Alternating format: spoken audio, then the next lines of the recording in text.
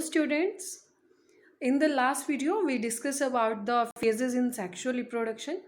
So in this video let's continue the next topic, that is events in sexual reproduction.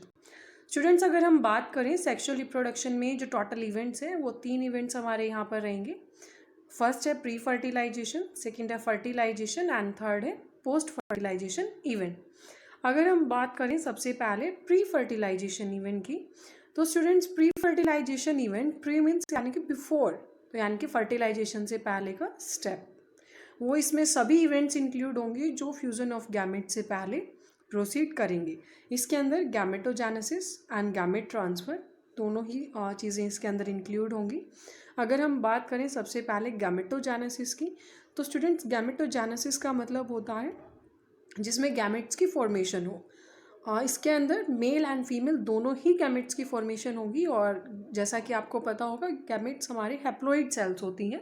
Haploid को students हम N से represent करते हैं, यानी कि वहाँ पर एक सिंगल सेल है, और डिप्लॉइड को हम 2n से रिप्रेजेंट करते हैं, यानी कि वहाँ पर 2 सेल्स प्रेजेंट हैं. अगर हम आगे बात करें तो जो ये गैमेट्स यहाँ पर बनेंगे, जो हैप्लॉइड सेल्स हैं, वो सिमिलर भी हो सकते हैं स्ट्रक्चर में और डिसिमिलर भी हो सकते हैं. अगर वो सिमिलर गैमेट्स होते हैं, दोनों ही सेम है, तो उन्हें हम कहेंगे आइसोगैमेट्स. अगर दोनों का स्ट्रक्चर सेम है, उन्हें हम कहेंगे हेट्रोगैमेट्स. ऐसे आप समझ सकते हैं, स्ट्रक्चर आप देख सकते हो, दोनों ही गैमेट्स देखने में बिल्कुल सिमिलर है. आइसो का मतलब भी होता है सेम, यानी कि दोनों ही गैमेट्स सेम रहेंगे. और हेट्रो का मीन्स होता है डिफरेंट. यहाँ आप देख सकते हैं दोनों गैमेट्स डिफरेंट है. यहाँ पर जो ये गैमेट है, मेल गैमेट स्पर्म रिप्रेजेंट कर रहा है, और ये है एग फीमेल गैमेट. ये दोनों ही डिफरेंट है एक दूसरे से, तो इसके लिए हम टर्म यूज़ करेंगे हेट्रोगैमेट्स. अगर हम एग्जाम्पल के साथ चलें तो एल्गी के अंदर दोनों ही जो गैमेट्स हैं वो होमोगैमेट्स या आइसोगैमेट्स, यानी कि हम कह सकते हैं दोनों ही सेम तरह के गैमेट्स होते हैं. और जो हायर ऑर्गेनिजम्स हैं जो सेक्सुअली रिप्रोड्यूस करते हैं, उनके अंदर दोनों गैमेट्स मॉर्फोलॉजिकली डिफरेंट होते हैं. मॉर्फोलॉजिकली यानी कि उनके अपीयरेंसेस के बिहाफ पर दोनों डिफरेंट होंगे. लाइक जैसे हमने अभी बात की इस एग्जाम्पल में, मेल गैमेट है उनको हम एंथ्रोजोइड या स्पर्म कहेंगे, और जो फीमेल गैमेट है उसको हम ओवम या एग कहेंगे. स्टूडेंट्स, कुछ फंजाई और प्लांट्स के अंदर होमोथैलिक और मोनोशियस टर्म्स को हम यूज़ करते हैं बाइसेक्सुअल कंडीशन को डिनोट करने के लिए, और हेट्रोथैलिक और डायोशियस को टर्म को हम यूज़ करते हैं यूनिसेक्सुअल कंडीशंस को रिप्रेजेंट करने के लिए. अगर हम बात करें कि बाइसेक्सुअल कंडीशन क्या है, तो स्टूडेंट्स जिस प्लांट के अंदर या फंजाई के लिए हम जो यूज़ कर रहे हैं, जहाँ पर मेल और फीमेल दोनों ही स्ट्रक्चर सेम टाइम पर या दोनों ही स्ट्रक्चर एक ही प्लांट में प्रेजेंट हो, उस टाइम पर हम कहेंगे कि वो प्लांट बाइसेक्सुअल कंडीशन में है और होमोथैलिक और मोनोशियस है. और अगर वहाँ पर इधर मेल और फीमेल दोनों में से कोई एक स्ट्रक्चर प्रेजेंट है, तो हम कहेंगे हेट्रोथैलिक और डायोशियस कंडीशन वहाँ पर है. सो इसी बेसिस पर अगर हम आगे बात करें कि यूनिसेक्सुअल कंडीशन में, जैसा हमने अभी डिस्कस किया, या तो मेल फ्लावर प्रेजेंट होगा या फिर फीमेल फ्लावर. अगर मेल फ्लावर प्रेजेंट है तो उसमें स्टैमिनेट हम उसको कहेंगे, यानी कि स्टीमेंस प्रेजेंट है. और स्टीमेंस स्टूडेंट्स रिप्रेजेंट करते हैं मेल रिप्रोडक्टिव स्ट्रक्चर को प्लांट्स के अंदर. और अगर वो फीमेल फ्लावर है तो वहाँ पर उसको हम पिस्टिलेट या कहेंगे कि वहाँ पर पिस्टिल प्रेजेंट होंगे. पिस्टिल हमारा रिप्रेजेंट करता है प्लांट्स के अंदर फीमेल रिप्रोडक्टिव स्ट्रक्चर को. अगर हम एनिमल्स की बात करें, कुछ स्पीशीज़ हैं जिनके अंदर मेल और फीमेल रिप्रोडक्टिव ऑर्गन सेम ही इंडिविजुअल में प्रेजेंट होते हैं, तो उसे हम कहेंगे बाइसेक्सुअल कंडीशन, या बहुत इंपॉर्टेंट टर्म है उसको हम कहेंगे हर्मेफ्रोडाइट. हर्मेफ्रोडाइट में हमारे कौन से ऑर्गेनिजम्स इंक्लूड होंगे? अर्थवॉर्म है, कुछ स्पंजेस हैं, टेपवॉर्म है, ये सभी हर्मेफ्रोडाइट के अंदर इंक्लूड होते हैं. और अगर दोनों में से कोई एक रिप्रोडक्टिव ऑर्गन प्रेजेंट है, यानी कि या तो मेल रिप्रोडक्टिव ऑर्गन है या फीमेल रिप्रोडक्टिव ऑर्गन है, उस कंडीशन में हम यूनिसेक्सुअल टर्म को यूज़ करेंगे. एग्जाम्पल्स हैं इसके, लाइक कॉकरोच है, ह्यूमन बींग्स है. अगर हम आगे बात करें, जो गैमेट्स हैं हमेशा हैप्लॉइड होंगे, यानी कि हाफ सेट ऑफ क्रोमोसोम्स उनके अंदर प्रेजेंट होता है. तो इसके अकॉर्डिंग जो ऑर्गेनिज्म है वो हैप्लॉइड भी हो सकता है और डिप्लॉइड भी. अगर स्टूडेंट्स हम बात करें जो डिप्लॉइड ऑर्गेनिजम्स हैं, ये इंपॉर्टेंट टर्म है कि उनके अंदर गैमेट्स हमेशा मियोटिक डिवीजन से बनते हैं. और जो ऑर्गेनिजम्स एल्गी, फंजाई और ब्रायोफाइट्स कैटेगरी से बिलोंग करते हैं, उनकी जो प्लांट बॉडी है वो हमेशा हैप्लॉइड होगी. और अगर वो बिलोंग करते हैं टेरिडोफाइट, जिम्नोस्पर्म्स या एंजियोस्पर्म से, तो उनकी जो एनिमल बॉडी है वो डिप्लॉइड होगी, यानी कि डिप्लॉइड बॉडी में डबल सेट ऑफ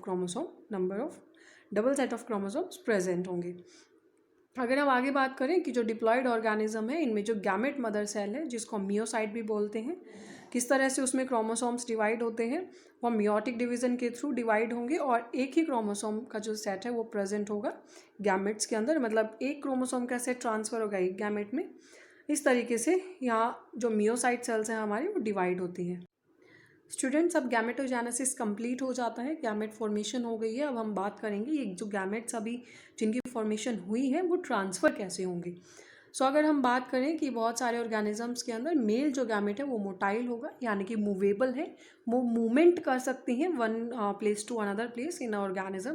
और जो फीमेल गैमेट है वो नॉन मोटाइल होते हैं, यानी कि वो मूवेबल नहीं है।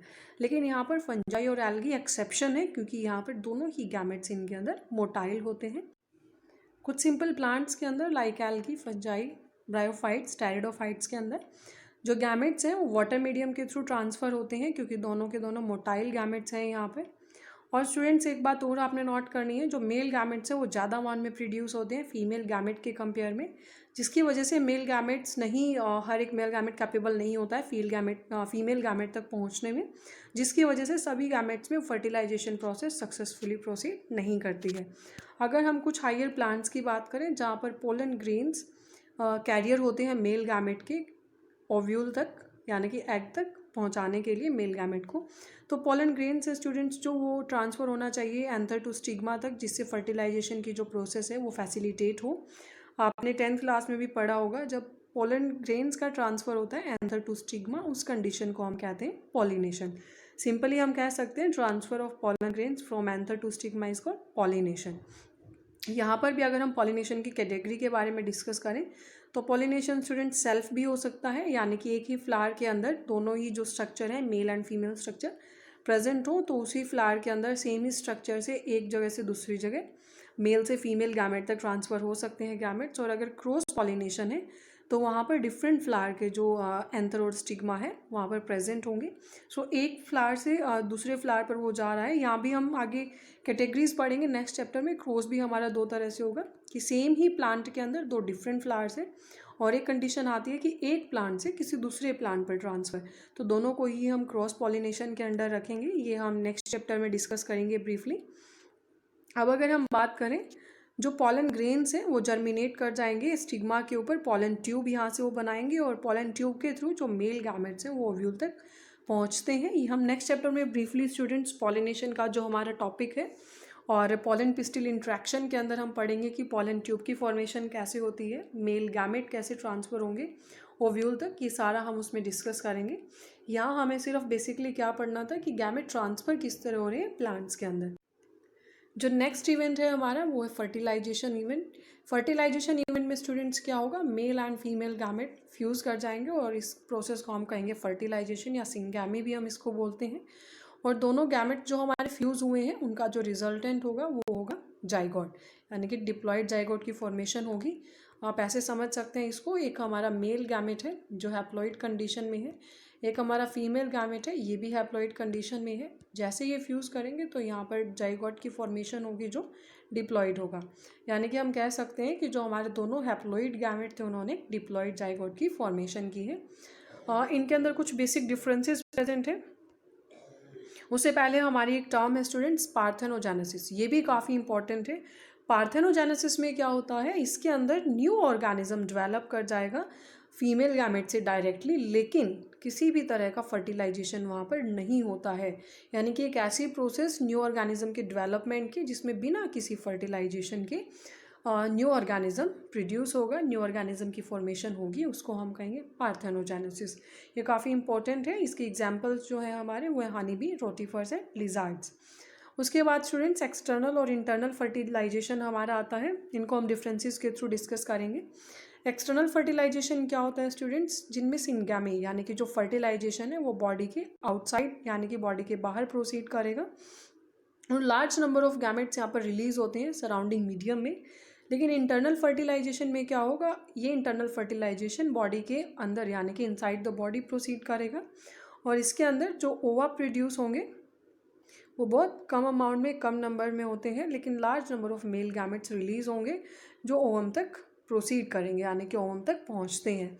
इसमें आप कॉमन एग्जांपल ले सकते हो बर्ड्स एंड मैमल्स का। मैमल्स यानी कि ऐसे ऑर्गेनिजम्स होते हैं जो जिनके अंदर मेमोरी ग्लैंड्स प्रेजेंट होती हैं, या हम कह सकते हैं कि जो मिल्क फीडिंग करते हैं अपने जो इंडिविजुअल उन्होंने प्रोड्यूस किया उनको। इनके अंदर मैमल्स के अंदर ह्यूमन बींग्स भी इंक्लूड होते हैं, तो हमारे अंदर भी इंटरनल फर्टिलाइजेशन ही प्रेजेंट होता है, और एक्सटर्नल फर्टिलाइजेशन में बॉनीफिशीज और एम्फीबियंस इंक्लूड होते हैं। नेक्स्ट आता है हमारा लास्ट इवेंट जो है पोस्ट फर्टिलाइजेशन इवेंट्स। इस इवेंट्स के अंदर बच्चों अब जाइगोट की फॉर्मेशन जो हो चुकी है उसके बाद का जो टोटल इवेंट है उसको हम कहेंगे post fertilization. As the name shows post, यानी कि आफ्टर फर्टिलाइजेशन के बाद की प्रोसेस। पोस्ट फर्टिलाइजेशन में क्या होगा, जो जाइगोट की फॉर्मेशन हुई है उसके बाद से लेकर जो एम्ब्रियो की यानी कि कंप्लीट डेवलपमेंट है वो हम इसके अंदर पढ़ेंगे। जो जाइगोट है स्टूडेंट्स एक वाइटल लिंक है जो इंश्योर करता है एक स्पीशीज़ से नेक्स्ट स्पीशीज़ के जो ऑर्गेनिजम्स हैं उनके बीच की कॉन्टीन्यूटी को, और एक जनरेशन से नेक्स्ट जनरेशन की कॉन्टीन्यूटी को। अगर हम बात करें कि जो हर एक सेक्सुअली रिप्रोड्यूसिंग ऑर्गेनिज्म है, चाहे ह्यूमन बींग्स है या दूसरे ऑर्गेनिजम्स है, उनकी जो लाइफ है वो एक सिंगल सेल या हम कह सकते हैं कि जाइगोट जो डिप्लॉयड है उससे ही शुरू होती है। कुछ ऑर्गेनिजम्स हैं जिनके अंदर एक्सटर्नल फर्टिलाइजेशन होता है, उनमें जो जाइगोट बना है वो एक्सटर्नल मीडियम में हम कह सकते हैं कि वाटर के अंदर बना है, या जो ऑर्गेनिजम्स हैं जिनमें इंटरनल फर्टिलाइजेशन हो रहा है उनके अंदर जो जाइगोट बनेगा वो बॉडी के इनसाइड उसकी फॉर्मेशन होगी। और एल्गी और फंजाई के अंदर जो जाइगोट है वो एक थिक वॉल अपने आसपास बना लेता है जो उसको डेसिकेशन और डैमेज से भी प्रोटेक्ट करके रखती है। यानी कि एल्गी और फंजाई में अगर हम कहें कि जाइगोट बना, इसके चारों तरफ एक लेयर प्रेजेंट होती है, ये लेयर इसको और डेसिकेशन से और डैमेज से, हर तरह की मैकेनिकल इंजरी से भी बचा के रखती है। और इस कंडीशन में ये एक पीरियड ऑफ रेस्ट के अंदर चले जाएंगे, उसके बाद इनके अंदर जर्मिनेशन होगा। यानी कि कुछ टाइम तक ये रेस्ट के पीरियड में रहेंगे, कुछ टाइम तक जो प्रोसेस है वो कोई भी इसके अंदर नहीं होगी, और रेस्ट के पीरियड के बाद इनमें जर्मिनेशन शुरू होगा। और कुछ ऑर्गेनिजम्स ऐसे भी होते हैं स्टूडेंट जिनमें हैप्लॉन्टिक लाइफ साइकिल प्रेजेंट होती है, यानी कि जो जाइगोट है वो डिवाइड होगा और हैप्लॉइड स्पोर्स बनाएगा, उसके बाद जो स्पोर्स ये बने हैं वो जर्मिनेट होंगे और हैप्लॉइड इंडिविजुअल की फॉर्मेशन करेंगे, तो इसे हम कहेंगे हैप्लॉन्टिक लाइफ साइकिल। उसके बाद स्टूडेंट्स जो पोस्ट फर्टिलाइजेशन इवेंट है इसी में हमारा इंक्लूड होता है एम्ब्रियोजेनेसिस। एम्ब्रियोजेनेसिस जैसे हमने गैमेटोजेनेसिस पढ़ा था, गैमेटोजेनेसिस जेनेसिस यानी कि फॉर्मेशन हो रही है गैमेट्स की वहाँ पर, और यहाँ फॉर्मेशन हो रही है किसकी, एम्ब्रियो की। सो हम कहेंगे एम्ब्रियोजेनेसिस यानी कि फॉर्मेशन ऑफ एम्ब्रियो या development of embryo from the zygote, उसको हम कहेंगे एम्ब्रियोजेनेसिस। इस प्रोसेस के अंदर स्टूडेंट्स क्या होता है, जो जाइगोट है उसके अंदर माइटोटिक डिवीज़न होगा। ये जो डिवीज़न है माइटोटिक डिवीज़न है या मियोटिक डिवीज़न है, ये 11th क्लास में हम पढ़ चुके हैं। आपको भी आई होप अच्छे से पता होगा माइटोटिक डिवीज़न क्या होता है, मियोटिक डिवीज़न क्या होता है। अगर नहीं पता है तो 11th क्लास की जो वीडियोज़ हैं आप वो देख लेना, उसमें आपको ये क्लियर हो जाएगा। तो स्टूडेंट्स हम बात कर रहे थे कि जो जाइगोट है वो मियोटिक डिवीज़न उसके अंदर प्रोसीड होगा और इस तरह से सेल्स डिफ्रेंशिएट करेंगी, और सेल डिवीज़न कंटिन्यू अगर होता रहेगा तो जो सेल की नंबरिंग है वो भी बढ़ती रहेगी, और इस तरीके से ग्रुप ऑफ सेल्स तैयार हो जाएगा, और इस तरीके से धीरे धीरे ऑर्गन्स बनने शुरू हो जाएंगे। यानी कि आप ऐसे समझ सकते हैं भी एक सेल है डिवाइड कर रही है, तो इस तरह से धीरे धीरे उसके अंदर सेल्स का ग्रुप बनना शुरू हो जाएगा, और यहाँ से एक पर्टिकुलर ऑर्गन डेवलप होगा। इस तरह से कंप्लीट जो एक ऑर्गेनिज्म है उसकी फॉर्मेशन हो जाएगी। यहाँ पर स्टूडेंट्स हम बात करते हैं दो तरह के ऑर्गेनिजम्स की, एक है ओविपैरस और एक है विविपैरस। ये भी इंपॉर्टेंट है काफ़ी, इनमें डिफरेंसेस या डेफिनेशन के थ्रू पूछ लिया जाता है। जो ओविपैरस ऑर्गेनिजम्स है उनके अंदर जो जाइगोट की डेवलपमेंट है वो हमेशा बॉडी के बाहर ही होती है, यानी कि आउटसाइड द बॉडी ऑर्गेनिज्म की डेवलपमेंट होगी, उनको हम कहेंगे ओविपैरस। और इनमें स्टूडेंट्स जो एग है उनको फर्टिलाइज्ड या अनफर्टिलाइज्ड कंडीशन में ही ऑर्गेनिज्म ले करता है। जैसे हम एग्जाम्पल कह सकते हैं इसमें रेप्टाइल्स और बर्ड्स का। तो एग फॉर्मेशन हो रही है, आप देख सकते हैं एग लेइंग हो रहा है यहाँ पर, तो डेफिनेटली जो डेवलपमेंट है वो आउटसाइड द बॉडी ही होगी। और जो विविपैरस ऑर्गेनिजम्स है इनमें ह्यूमन बींग्स भी इन्वॉल्व होते हैं, जहाँ पर जो कंप्लीट डेवलपमेंट है जाइगोट की वो बॉडी के इनसाइड ही होगी। आपको पता भी है कि 9 महीने की यानी कि 9 मंथ की जो कंप्लीट डिलीवरी की एक प्रोसेस, डिलीवरी से पहले की जो एक प्रोसेस है, जो जाइगोट से हम कह रहे हैं कि भाई एम्ब्रियो बनने तक की जो प्रोसेस है वो आपने देखा होगा ह्यूमन बींग्स के अंदर, फीमेल के अंदर ही सारी प्रोसीड करती है, तो इनसाइड द बॉडी ये प्रोसीड करेगी, उसे हम कहेंगे विविपैरस ऑर्गेनिजम्स। लाइक ह्यूमन है, डॉग, हॉर्स, ये सभी इस कैटेगरी में आते हैं। अगर हम बात करें फ्लावरिंग प्लांट्स के अंदर, तो स्टूडेंट्स जो जाइगोट है वो ओव्यूल के अंदर ही बनता है। ये भी हम आगे नेक्स्ट चैप्टर है जो हमारा उसमें डिस्कस करेंगे। ये कंप्लीट चैप्टर उसके जो सेकंड चैप्टर है वो प्लांट्स के ऊपर ही है। उसमें हम ये ओव्यूल क्या होता है, फ्लावरिंग प्लांट्स में कैसी चीज़ें प्रोसीड करती हैं, सारी प्रोसेसेस हम उसमें डिस्कस करेंगे। सो अगर हम यहाँ बेसिकली एक माइनर कंसेप्ट की बात करें, माइनर लेवल पर ही, जो फ्लावरिंग प्लांट्स हैं उनमें जो जाइगोट बनेगा वो ओव्यूल के अंदर बनेगा। और फर्टिलाइजेशन के बाद जो सेपल्स और पेटल्स हैं, सेपल्स क्या होता है, ये जैसे मान लो ये आपका एक फ्लावर है, यहाँ आपने देखा होगा इस तरह से ग्रीन, इस तरह से छोटे छोटे पत्तियाँ सी, या आप कह सकते हो स्मॉल लीव्स प्रेजेंट होते हैं, इनको हम कहेंगे सेपल्स। और जो फ्लावर की पंखुड़ियाँ होती हैं इनको हम बोलते हैं पेटल्स। तो फर्टिलाइजेशन के बाद जो सेपल और पेटल्स हैं और साथ में जो स्टेमेंस हैं फ्लावर के, वो फॉल ऑफ हो जाएंगे, यानी कि वो वहाँ से रिमूव हो जाएंगे, गिर जाते हैं वहाँ से। स्टेमन स्टूडेंट्स मेल रिप्रोडक्टिव पार्ट के लिए हम यूज़ करते हैं। और जो जाइगोट है वो डेवलप करेगा एम्ब्रियो के अंदर, और जो ओव्यूल है वो सीड्स के अंदर। ये इंपॉर्टेंट है टर्म समझने वाले कि जाइगोट एम्ब्रियो में डेवलप करता है और ओव्यूल्स किस में डेवलप करते हैं, सीड्स के अंदर। और एक और इम्पॉर्टेंट है टर्म यहाँ पर कि ओवेरी की डेवलपमेंट होती है फ्रूट में। ये क्वेश्चन कई बार पूछ लिया जाता है एग्जाम्स में कि जो ओवेरी है वो किसके अंदर डेवलप करेगी, या ऐसा भी पूछ लेते हैं कि फ्रूट की डेवलपमेंट फ्लावर के किस पार्ट से होती है, तो वो होगी ओवेरी से। और फ्रूट में डेवलपमेंट होने के बाद उसके चारों तरफ एक थिक वॉल की फॉर्मेशन हो जाती है जिसको हम कहेंगे पेरिकार्प। और पेरिकार्प का फंक्शन होता है कि ये प्रोटेक्टिव होती है नेचर में, ये फ्रूट को प्रोटेक्ट करके रखेगी। नेक्स्ट चैप्टर में डोंट वरी कंप्लीट इसका जो ब्रीफ है डिस्कशन वो हम करेंगे। अगर आगे हम बात करें स्टूडेंट्स डिस्पर्सल के बाद, यानी कि अब यहाँ से सीड फॉर्मेशन हो गई है, अब डिस्पर्सल यानी कि वो डिस्पर्स हो रहे हैं डिफरेंट प्लेसेस पर, तो जो अब सीड है वो जर्मिनेट करेगा जैसे ही उसको फेवरेबल कंडीशन मिलती है, और जर्मिनेशन के बाद वो एक नया प्लांट प्रोड्यूस करेगा। यहाँ आप देख सकते हैं कुछ डायग्राम के थ्रू फ्रूट्स के जो डिफरेंट सीड्स हैं उनको शो किया गया है। यहाँ आप देख सकते हैं ये पी प्लांट का है, यानी कि जिसको हम मटर भी बोलते हैं। यहाँ पर जो ये एस है ये यहाँ पर सीड्स को रिप्रेजेंट कर रहा है, और पी यहाँ पर प्रोटेक्टिव लेयर यानी कि पेरिकार्प को रिप्रेजेंट कर रही है। सेम एज इट इज़ इनमें भी आप देख सकते हैं यहाँ पर जो ऐसे, यानी कि बीच में ये सीड है और ये साइड में एक प्रोटेक्टिव लेयर है जिसको हम पेरिकार्प कहेंगे, एज इट इज़ इस डायग्राम में भी है। सो स्टूडेंट्स आई होप आपको इस चैप्टर के सभी कंसेप्ट्स क्लियर हो गए होंगे। अगर आपको किसी भी टॉपिक में किसी भी कंसेप्ट में कोई डाउट है तो आप कमेंट करें, हम डेफिनेटली नेक्स्ट वीडियो में या कोई स्पेशल क्वेरी वीडियो के अंदर हम उस टॉपिक को डिस्कस करेंगे। So keep watching and subscribe the channel for more latest updates. Thank you.